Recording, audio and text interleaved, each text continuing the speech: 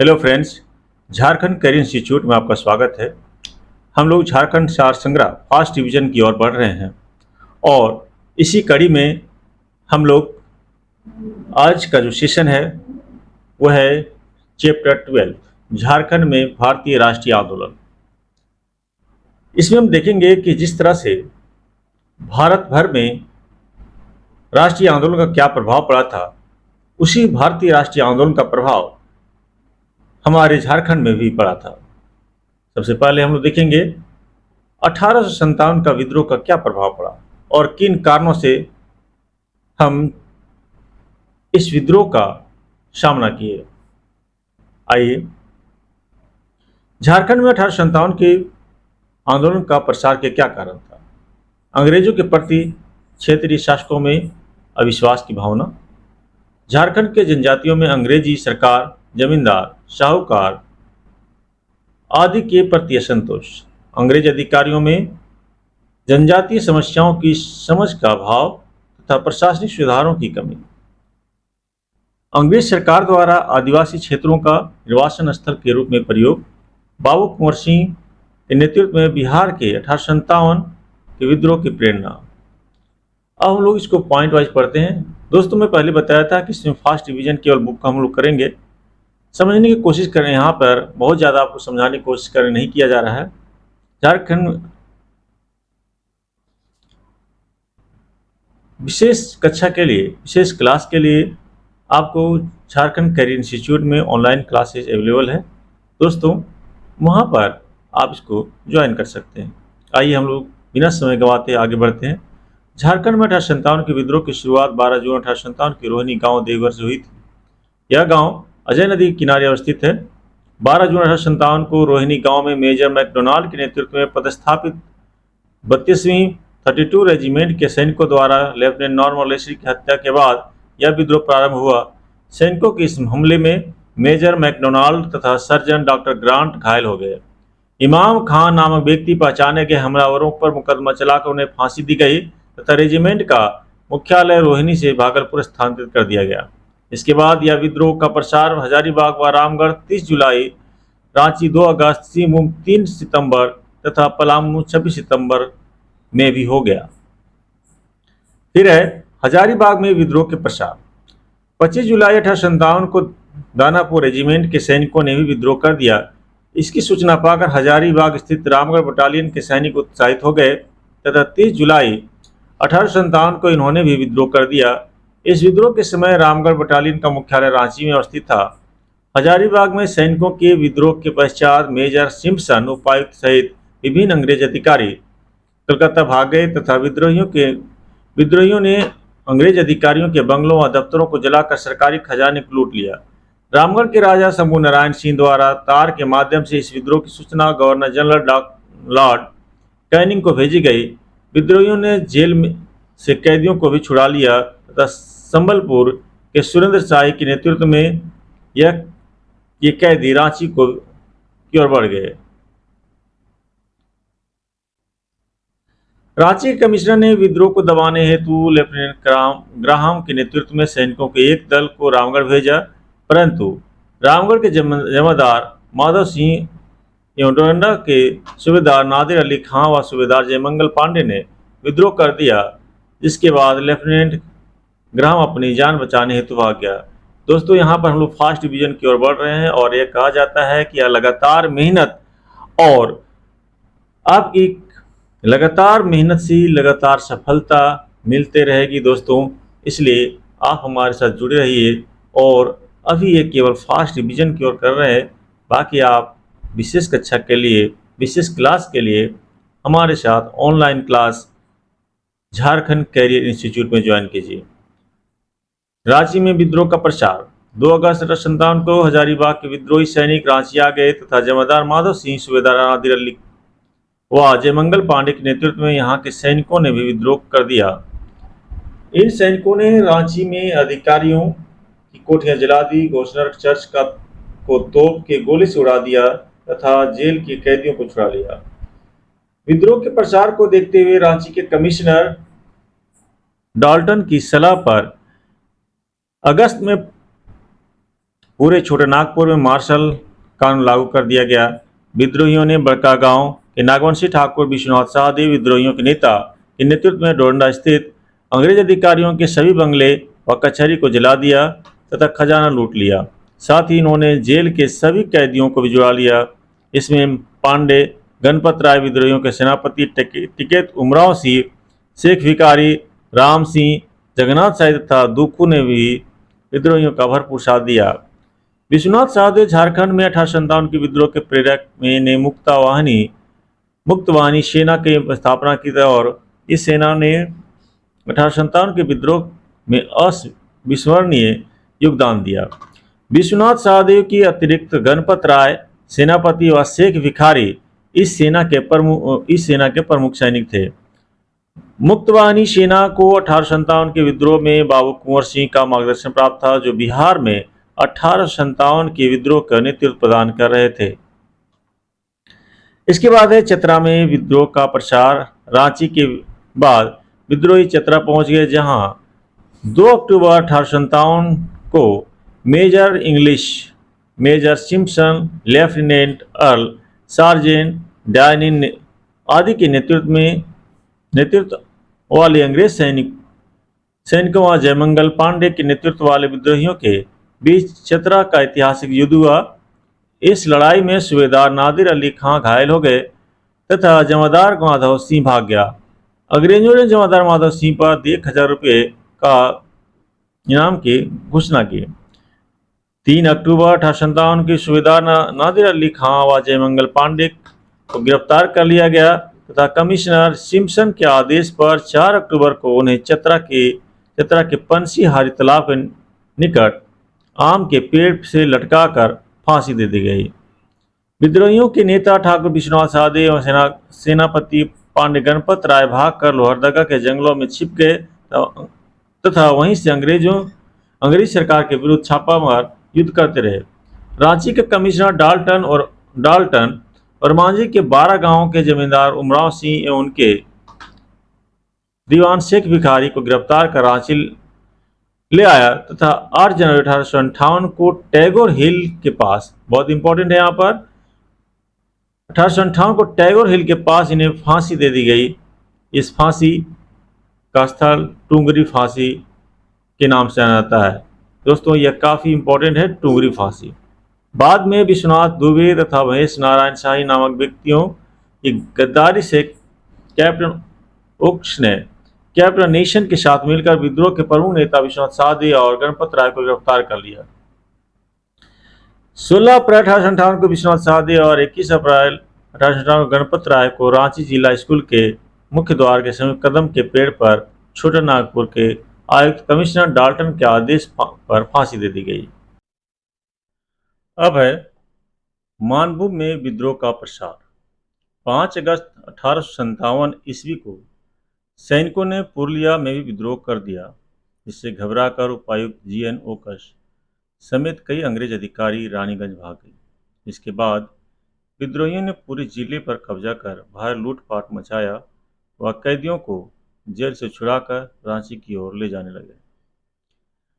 मानभूम के संथाल भी इस विद्रोह में शामिल हो गए तथा आसपास के गांवों में लूटपाट करने लगे। पुरुलिया के असिस्टेंट कमिश्नर ओकस को सितंबर में वापस लौटने पर इसकी जानकारी मिली। ओकस ने विद्रोहियों को नियंत्रित करने हेतु पंचायत के राजा नीलमणि सिंह से मदद मांगी, परंतु नीलमणि सिंह सरकार की मदद करने के बजाय संथालों को ही भड़काने लगा। ओकस ने कैप्टन माउंट गोमरी के नेतृत्व में सैनिकों का एक दल संथालों को नियंत्रित करने हेतु भेजा तथा संथालों पर कार्रवाई के बाद अक्टूबर तक पुरुलिया में शांति स्थापित हो गई। पुरुलिया कार्रवाई के बाद संथाल विद्रोह मानभूम से हजारीबाग की ओर चल गए। इसी बीच नवंबर में राजा नीलमणि सिंह को अंग्रेजों ने गिरफ्तार करके अलीपुर जेल भेज दिया, जिसके बाद मानभूम में विद्रोह समाप्त हो गया। अब है सिंहभूम में विद्रोह का प्रसार। सिंहभूम में यह विद्रोह भगवान सिंह एवं रामनाथ सिंह ने प्रारंभ किया, परंतु संपूर्ण सिंहभूम क्षेत्र में क्रांतिकारियों का नेतृत्व राजा अर्जुन सिंह ने किया। 3 सितंबर 1857 को चाईबासा के सैनिकों ने भगवान सिंह एवं रामनाथ सिंह के नेतृत्व में विद्रोह करके सरकारी खजाने को लूट लिया तथा कैदियों को जेल से छुड़ा लिया। सिंहभूम का असिस्टेंट कमिश्नर मेजर सिस्मोर विद्रोह के प्रारंभ होने से पूर्व ही अंग्रेज समर्थक सरायकेला नरेश चक्रधर सिंह को चाईबासा का दायित्व सौंपकर कलकत्ता भाग गया। लूटपाट करने के बाद विद्रोही रांची की ओर रवाना हो गए, परंतु संजय नदी के पास सरायकेला नरेश चक्रधर सिंह तथा खरसावां नरेश हरि सिंह ने विद्रोहियों को रोक दिया। इस स्थिति में अंग्रेज विरोधी पोराहाट नरेश अर्जुन सिंह ने विद्रोहियों की सहायता करने का निर्णय लिया तथा अपने दीवान जग्गू की सहायता से विद्रोहियों को 7 सितंबर 1857 को संजय नदी पार करवाया। अर्जुन सिंह के प्रति विद्रोहियों के मन में शंका भी थी, जिसके बाद अर्जुन सिंह द्वारा पौरी देवी को साक्षी मानकर विश्वासघात नहीं करने की कसम खाने पर विद्रोहियों ने अर्जुन सिंह को नेतृत्व सौंपना स्वीकार किया। 13 सितंबर 1857 ईस्वी को आर सी वर्ष के सिंहभूम के नए जिलाधीश के रूप में कार्यभार संभाला तथा 16 सितंबर 1857 को कैप्टन ओकस ने सेना ने चाईबासा शहर पर अधिकार कर लिया। आर.सी. वर्ष ने अर्जुन सिंह को चाईबासा आकर आत्मसमर्पण करने का संदेश भेजा, जिसे अस्वीकृत करते हुए अर्जुन सिंह ने स्वयं को सिंहभूम का राजा घोषित कर दिया। वर्ष द्वारा अर्जुन सिंह को बागी करार देते हुए उसके राज्य पर कब्जा करने तथा उसकी गिरफ्तारी पर 1000 रुपये की इनाम की घोषणा कर दिया। अर्जुन सिंह रांची के कमिश्नर डाल्टन के समक्ष आत्मसमर्पण करते हुए अपने समर्थकों के साथ रांची आ गया, परंतु 17 अक्टूबर 1857 को अर्जुन सिंह के साथ रांची पहुंचे विद्रोहियों को कमिश्नर डाल्टन के आदेशानुसार गिरफ्तार करके जेल में बंद कर दिया। इन गिरफ्तार सैनिकों पर कोर्ट मार्शल चलाकर उनकी सजा तय की गई तथा 20 अक्टूबर 1857 को शहीद चौक के पास फांसी की सजा प्राप्त विद्रोहियों को फांसी पर लटका दिया गया। अर्जुन सिंह की फांसी से अत्यंत दुखी हो गया। अर्जुन सिंह विद्रोहियों की फांसी से अत्यंत दुखी हो गया तथा पोरहाट आकर फिर से अंग्रेजों के विरुद्ध अभियान प्रारंभ कर दिया। 20 नवंबर 1857 को अंग्रेज अधिकारी कैप्टन हेल ने चक्रधरपुर पर कब्जा कर लिया तथा अर्जुन सिंह के दीवान जग्गू को गिरफ्तार कर उसी दिन फांसी पर लटका दिया। 21 नवंबर 1857 को आर.सी. वर्ष ने पोरहाट पर कब्जा करके राजा अर्जुन सिंह के महल को जला दिया, परंतु अर्जुन सिंह यहाँ से बचकर भाग गया। अर्जुन सिंह ने अंग्रेजों के विरुद्ध अपना अभियान तेज कर दिया। उसने पहले मुंडा मानकी को तथा दिसंबर 1857 तक लगभग सभी जनजातियों को अपने साथ विद्रोह में शामिल कर लिया। इसके बाद विद्रोहियों ने जमकर उत्पात मचाना शुरू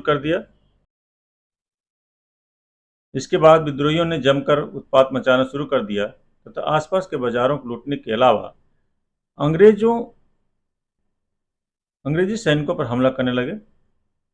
विद्रोहियों के ऐसे ही एक हमले में कई अंग्रेज अधिकारी घायल हो गए, जिसके बाद कर्नल फस्टर ने विद्रोहियों को दबाने हेतु शेखावती बटालियन को रानीगंज से चाईबासा भेजा। 17 जनवरी 1858 को चाईबासा पहुंचने पर शेखावती बटालियन ने चक्रधरपुर को पूरी तरह ध्वस्त कर दिया तथा कई विद्रोहियों को मार दिया। अंग्रेजों के दमनपूर्वक किए गए कार्रवाई से विद्रोह को कमजोर पड़ गया। लगभग एक वर्ष तक विद्रोह को शांत देख अर्जुन सिंह ने मयूरभंज के राजा अर्जुन सिंह के ससुर की सलाह पर रांची के कमिश्नर डाल्टन के समक्ष 16 फरवरी 1859 को आत्मसमर्पण कर दिया। अब है ने पलामू क्षेत्र में 1857 के विद्रोह को नेतृत्व प्रदान किया। इन्होंने चेरो, खरवार तथा भोक्ता को एकत्र कर सैन्य दल का गठन किया तथा स्वयं को स्वतंत्र शासक के रूप में घोषित कर दिया। चकला के भवानी बख्शराय के नेतृत्व में 26 सितंबर 1857 ईस्वी को चेरो जनजाति के लोग इस विद्रोह में शामिल हो गए।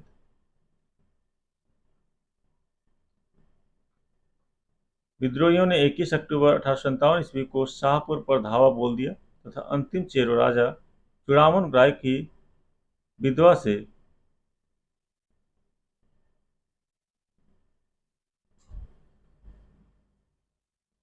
4 तो छीन कर ले गए। विद्रोहियों ने इस विद्रोहियों ने इस विद्रोह के दौरान शाहपुर थाना एवं लेस्लीगंज थाना के समीप साथ साथ चैनपुर गढ़ पर भी भीषण हमला किया, परंतु चैनपुर गढ़ का रघुवर दयाल सिंह इस हमले से बचने में सफल रहा। विद्रोहियों की खबर मिलने पर विद्रोह की खबर मिलने पर 5 नवंबर 1857 लेफ्टिनेंट ग्राहम एक सैन्य दल के साथ लेस्लीगंज तथा 7 नवंबर 1857 को चैनपुर पहुंचे, परंतु विद्रोहियों द्वारा घेर जाने के बाद ग्राहम वहां से जान बचाकर भाग गया। विद्रोहियों के इस के बाद रंकागढ़ एवं 27 नवंबर 1857 को बंगाल कोल कंपनी के राजहरा कोयला खान पर धावा बोल दिया। विद्रोहियों का प्रभाव बढ़ने पर लेफ्टिनेंट ग्राहम की सहायता के लिए 8 दिसंबर 1857 को मेजर मेजर कार्टर के नेतृत्व में एक सैन्य दल को सासाराम से शाहपुर भेजा गया, जहां मेजर कार्टर ने एक विद्रोही नेता देवी बख्श राय को गिरफ्तार कर लिया। रांची के कमिश्नर डाल्टन के आदेश पर लेफ्टिनेंट ग्राहम की सहायता हेतु एक सैन्य टुकड़ी के साथ मेजर मैकडोनाल्ड पलामू पहुंचा, जिसके परिणामस्वरूप विद्रोहियों को पलामू किला से भागना पड़ा।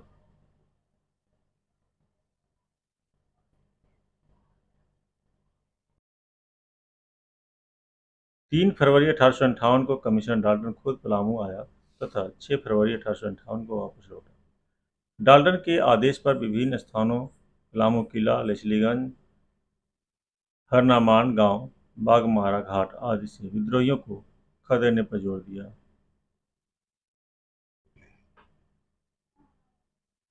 नवंबर 1858 में सीधा सिंह और राम बहादुर सिंह के नेतृत्व में विद्रोहियों की संख्या 1000 से अधिक हो गई, जिसके बाद विद्रोहियों ने पलामू पर पुनः नियंत्रण स्थापित करने का प्रयास किया। जनवरी 1859 तक विद्रोहियों ने पुनः पलामू पर नियंत्रण स्थापित करने में सफलता प्राप्त कर ली। इसके लिए विद्रोहियों ने गुरिल्ला युद्ध का प्रयोग किया। लेफ्टिनेंट की सहायता के लिए जनवरी 1859 में कैप्टन नेशन को भेजा गया, जिसके बाद विद्रोहियों के खिलाफ कठोरता से कार्रवाई प्रारंभ की गई तथा इसमें चेरो जनजाति को भी सहयोग लिया गया। इसके परिणामस्वरूप भोक्ता प्रदेश से नीलांबर पीताम्बर को भागना पड़ा। चेरो जागीरदारों द्वारा अंग्रेजों का साथ देने के कारण भोक्ता कमजोर पड़ने लगे, जिसका फायदा उठाकर अंग्रेजों ने नीलांबर पीताम्बर को पकड़ने का भरपूर प्रयास किया। साथ ही इसको पकड़वाने पर जागीर व इनाम देने की भी घोषणा की। अंग्रेजों ने एक गुप्तचर की सूचना पर नीलांबर पीताम्बर को एक गुप्त स्थान पर भोजन करते समय चारों ओर से घेर लिया तथा उन्हें आत्मसमर्पण करने हेतु व्यवस्था कर लिया। 28 मार्च 1859 को नीलांबर पीताम्बर को लेस्लीगंज पलामू में एक आम के पेड़ पर फांसी दे दी गई। अन्य तथ्य यहाँ पे देखेंगे। 1857 के विद्रोह के दौरान अंग्रेजों की सहायता करने वाले राजाओं, जमींदारों आदि को पुरस्कृत किया गया। इसमें नागवंशी राजा जगन्नाथ सहदेव, पांडे गणपत राय को पकड़वाने वाले विश्वनाथ दुबे, नारायण शाही, जगत पाल सिंह पिठोरिया, जनक सिंह, शिवचरण राय, नावागढ़, कुंवर भिखारी सिंह, मनिका आदि प्रमुख थे। अंग्रेजों की सहायता हेतु कृष्ण दयाल सिंह रंका तथा रघुवर दयाल सिंह चैनपुर को राय बहादुर की उपाधि प्रदान की गई। अंग्रेजी सेना में शामिल कुछ भारतीय सैनिकों को उनकी सेवा हेतु ऑर्डर ऑफ द मेरिट दिया गया। इसमें सूबेदार शेख पंचकौड़ी, हवलदार आरजू तथा नायक तारा सिंह प्रमुख थे। ये तीनों चतरा की लड़ाई में शामिल थे। लेफ्टिनेंट डॉट सार्जेंट डायनन मरणोपरांत को विक्टोरिया क्रॉस से सम्मानित किया गया। सैन्य व्यवस्था में परिवर्तित करते हुए छोटानागपुर के कोर, संथाल आदि लोगों को सेना में शामिल किया गया। रामगढ़ बटालियन में गोरखा एवं सिखों के साथ साथ साथ तुसादों को भी भर्ती किया जाने लगा। 1857 के विद्रोह का प्रारंभ। प्रमुख स्थान।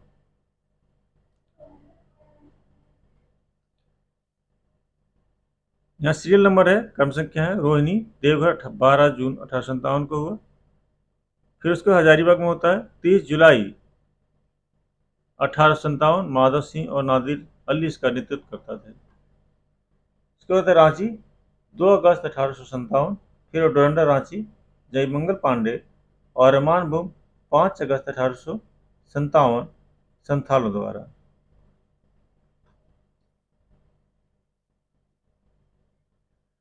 इस तरह से हमने देखा 1857 का विद्रोह का प्रभाव झारखंड में किस तरह अलग अलग क्षेत्रों में रहा। दोस्तों, अगर ये वीडियो आपको पसंद आती है प्लीज़ लाइक करें, सब्सक्राइब करें और दोस्तों के साथ शेयर करें। नेक्स्ट वीडियो के साथ हम फिर मिलते हैं। तब तक जय हिंद, जय जोहार, जय झारखंड।